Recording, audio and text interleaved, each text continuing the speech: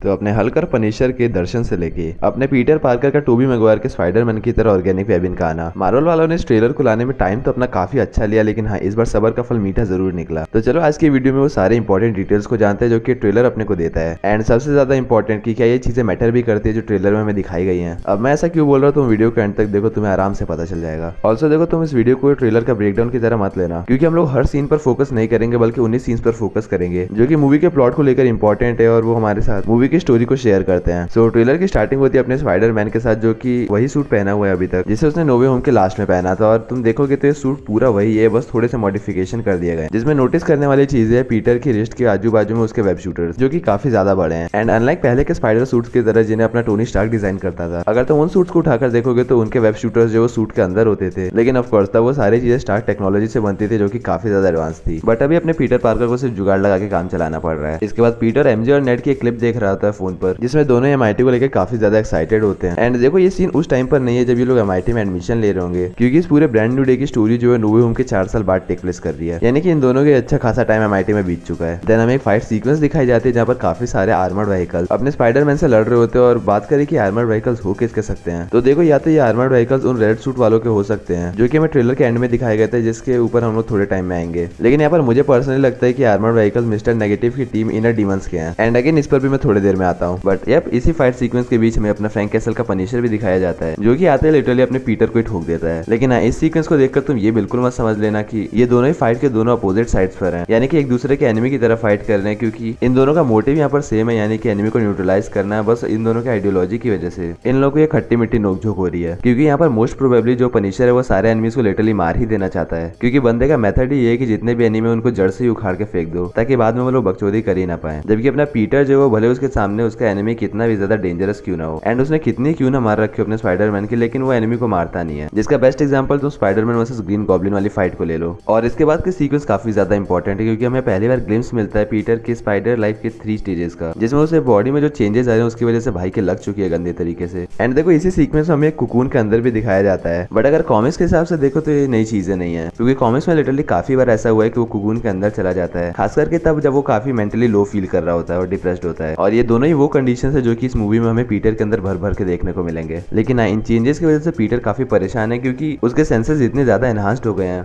कि जो नल की बूंदे भी टपक रही है वो भी उसको आराम से सुनाई दे रही है। And unlike other super heroes जिनके पास एनहांस्ड हियरिंग होती है, जैसे कि अपना डेयर डेविल हो गया, तो वो लोग सिर्फ काम की चीजें सुनते हैं फोकस करके, लेकिन यहाँ पर लिटरली स्पाइडरमैन को सारी चीजें फोकस में सुनाई दे रही है, जिसे वो चाहकर भी कंट्रोल नहीं कर सकता। एंड पर्सनली इस वाले सीन को देखकर मुझे अपने मैन ऑफ स्टील के सुपरमैन की याद आ गई, एज जब उसका किड वर्जन वाला था और वो अपनी पावर्स को डिस्कवर कर रहा था, तो हम दोनों ही में सेम सिमिलैरिटी देखने को मिली है। और बात करें कि आखिर इस चीज को ट्रिगर किसने किया, मतलब कि ये स्पाइडर स्टेजेस की 3 लाइफ को पीटर की लाइफ में ट्रिगर किसने किया, तो मुझे यहाँ पर पर्सनली यही लगता है कि जो उसके पूरे मेंटली लो वाला स्टेट है एंड उसकी वो फीलिंग की लाइफ में कुछ भी सही नहीं हो रहा, इसलिए इवन ना चाहते हुए वो गलती से कुकून के अंदर चला जाएगा, क्योंकि स्पाइडर ऐसे ही रिकवर करते हैं। एंड फिर इन्हीं सीक्वेंसेस के बीच में हमें एक मोहतरमा जो है वो लिटरली स्पाइडरमैन को न्यूयॉर्क की चाबी पकड़ाते हुए दिखती है। और यहाँ पर मैं तुम्हें बता दूं कि मैडम हमें पहले भी एमसीयू में दिख चुकी है, to be more clear Daredevil Born Again में, यहाँ पर जब अपना विल्सन फिस्क मेयर बनता है तो फिर उसकी सॉर्ट ऑफ सेक्रेटरी की तरह ये काम करती है। लेकिन यहाँ पर चाबी पकड़ाने के लिए वो खुद ही है, यानी कि इसका मतलब है कि मेयर फिस्क अब जा चुका है, यानी कि Wilson Fisk as a mayor काम डाल चुके हैं। और अपने ब्रांड न्यू डे के इवेंट्स भी जो है वो डेयर डेविल बॉर्न अगेन के सीजन 2 के बाद आएंगे और पनिशर के भी स्पेशल के बाद होने वाले हैं। इसलिए इस पूरे एस्पेक्ट की वजह से डेयर डेविल बॉर्न अगेन का सीजन 2 और पनिशर का स्पेशल काफी इंपॉर्टेंट हो जाते हैं। बट मूविंग फॉरवर्ड तो हमें अपने पीटर दिखाया जाता है ब्रूस बैनर से मिलते हुए, जो कि गया अपने बैनर से म्यूटेशन को डिस्कस करने के लिए। लेकिन यहाँ पर बैनर ही क्यों? एंड देखो, इन दोनों को कनेक्ट करने की एक ही कड़ी मुझे नजर आती है और वो है गामा रेज। आई मीन कि देखो, मे भी ऐसा भी हो सकता है कि जो पूरे वो स्पाइडर सेंसेस उसके एनहांस्ड हो रहे हैं और उसके वो पूरे 3 स्टेजेस स्पाइडर लाइफ वाले कांड के पीछे गामा रेज रिस्पॉन्सिबल हो। एंड वी ऑल नो कि पूरे एमसीयू में गामा रेज को अपने ब्रूस बैनर से ज्यादा अच्छे तरीके से कोई नहीं समझता, क्योंकि उसका वो पूरा हल्क वाला पर्सोना जो है उसकी पूरी पावर्स गामा रेज से ही आती है, एंड ऑफ कोर्स अपने ब्रूस बैनर के एंगर से भी। लेकिन इस पूरे सीन में सबसे ज्यादा नोटिस करने वाली चीज है अपने ब्रूस बैनर के हाथ पर वो पूरा इनहिबिटर वाला डिवाइस, जो कि इससे पहले हमें शांग-ची में दिखा था और फिर उसके बाद हमें शी हल्क में भी दिखा था, जिसका मेजर फंक्शन है हल्क को बाहर नहीं आने देने का। बट फॉर श्योर मूवी में आगे जाके ये पूरा डिवाइस टूटेगा या फिर बैनर खुद ही निकाल देगा, क्योंकि मूवी में हमें इनक्रेडिबल हल्क तो जरूर दिखेगा। एंड देन फिर आगे हमें कुछ फनी शॉट्स दिखाए जाते हैं जहाँ पर अपना पीटर अपनी नई पावर्स पावर्स को यूज करना सीख रहा होता है, जिसे देखकर मुझे अपने टोबी मैगवायर वाले स्पाइडरमैन की याद आ गई। एज उसने भी जब अपनी पावर्स को डिस्कवर किया था तो उसको भी यूज करने में काफी दिक्कत आ रही थी, लेकिन आगे बढ़े तो फिर अपना पीटर किसी को आजाद करते हुए दिखाया जाता है, जो कि वैसे तक बुढ़िया होती है, लेकिन बात इसकी नहीं है, क्योंकि ये बुढ़िया भी माइंड कंट्रोल्ड है और इसके पीछे सेडी सिंह की कैरेक्टर रिस्पॉन्सिबल हो सकती है, क्योंकि काफी ज्यादा हैवी सोर्सेज से ऐसे न्यूज आ रहे थे कि सेडी सिंह जो है वो जीन ग्रे का रोल प्ले करेगी, जो कि लिटरली एक ओमेगा लेवल म्यूटेंट है एंड वो ये माइंड कंट्रोल वाली चीजें काफी इजीली कर सकती है। बट हाँ, यहाँ पर एक चीज जरूर है कि वो जो है एक टाइम पर काफी सारे लोगों का एक साथ माइंड कंट्रोल कर सकती है, लेकिन अगर यहाँ पर देखेंगे तो जो भी माइंड कंट्रोल कर रहा है वो एक टाइम पर सिर्फ एक ही बंदे के अंदर रह सकता है एंड वो अपनी कॉन्शियसनेस को कंटिन्यूसली ट्रांसफर कर रहा होता है। एंड मे बी इसके पीछे का रीजन ये हो सकता है कि सेडी ने अभी अपनी पावर्स को डिस्कवर किया हो और यूज करना सिर्फ सीख ही ली हो। जिसके बाद हमें कुछ स्पाइडरमैन में से स्कॉर्पियन के शॉट्स दिखाए जाते हैं और इस स्कॉर्पियन वाले लॉन्डे को हमने लास्ट स्पाइडरमैन होमकमिंग में देखा था, जिसमें बस इसको टीज करके छोड़ दिया गया था और अपने को लगा था कि अब इसका कभी यूज ही नहीं होगा। But here he finally returns and then at last हमें दो इंपॉर्टेंट सीक्वेंस दिखाए जाते हैं, जिसमें पहला तो उसकी आंखें कंप्लीटली ब्लैक हो रही है और ये उसकी म्यूटेशन की वजह से हो रहा है, लेकिन दूसरे सीक्वेंस में जहाँ पर वो रेड हैंड के बंदों से लड़ रहा है वो सीन काफी ज्यादा इंपॉर्टेंट है, क्योंकि यहाँ पर अगर तुम देखोगे तो पीटर बिल्कुल भी होल्ड बैक नहीं कर रहा है। एंड देखो ऑल्सो तुम ये रेड हैंड वाले बंदों को कुछ नॉर्मल असैसिन्स मत समझ लेना, क्योंकि ये सारे के सारे काफी ज्यादा हाईली ट्रेंड होते हैं। लेकिन इसी के साथ ये पूरा ट्रेलर खत्म हो जाता है एंड रिमेंबर कि अगर तुम्हें ऐसा लग रहा है कि ट्रेलर ने काफी कुछ रिवील कर दिया है, तो मुझे लगता है कि पर्सनली इसमें से मोस्ट ऑफ द चीजें फर्स्ट हाफ की है, क्योंकि ये पूरा पीटर को आर्मर्ड व्हीकल से लड़ने वाला सीन या फिर उसके पूरा म्यूटेशन वाला सीन और पावर्स डिस्कवर करने वाला सीन, इन सभी को आई थिंक फर्स्ट हाफ में काफी सुमड़ी में निपटा दिया जाएगा। क्योंकि अगर हम लोग ट्रेलर से इक्के दुक्के सीन्स को हटा दे तो मोस्टली पीटर अपने ऑर्गेनिक वेब्स को यूज कर रहा है, जिसके लिए इन ऑर्गेनिक वेब्स को जल्दी इंट्रोड्यूस करवाना जरूरी है। लेकिन हाँ, मूवी को थोड़ा पास आने दो और फिर हम लोग जितने भी इसमें कैरेक्टर है, जैसे कि सेडी सिंह की कैरेक्टर हो गई या फिर अपने मूवी का मेन विलन मिस्टर नेगेटिव का कैरेक्टर हो गया, एंड फिर ये कैरेक्टर्स क्या क्या रोल प्ले करेंगे, स्पेशली हल्क और पनिशर, मैं इन सारे क्वेश्चंस को एक सेपरेट वीडियो में कवर करूंगा, जिसके लिए तुम्हें सब्सक्राइब करना पड़ेगा। और मुझे तो ट्रेलर काफी पसंद आया, लेकिन तुम्हें कैसा लगा तो मुझे कमेंट्स में बताओ और इस वीडियो को लाइक और अपने दोस्तों के साथ शेयर कर दो। तो चलो मैं मिलता हूँ अगले वीडियो में, बाय।